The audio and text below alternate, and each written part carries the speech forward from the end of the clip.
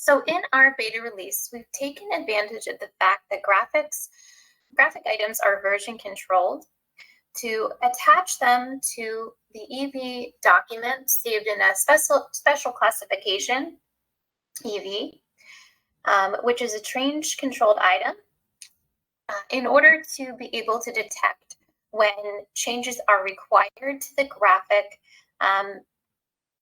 because the underlying data has changed. In the document, we have that same manifest that contains all the objects that are referenced within the Envision document. The graphic is derived from that document and associated here.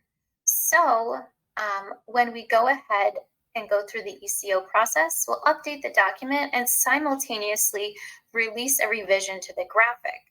So I'll go behind the scenes quickly and revise the graphic, and then we can see how that change is also flagged inside of TechDocs.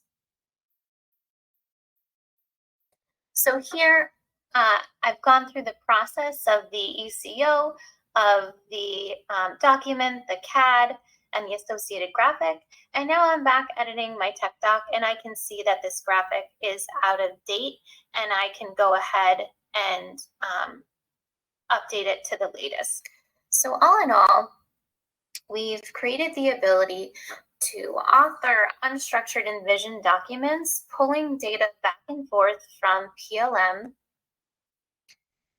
so you can maintain that single source of truth coming from PLM and traceability.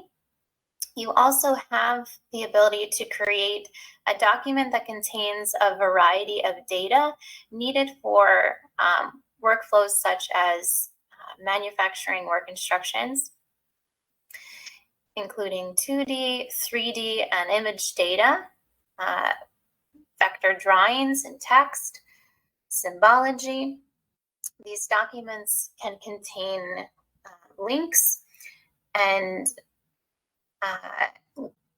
actions, so they're truly interactive and a level up from standard office type static documents.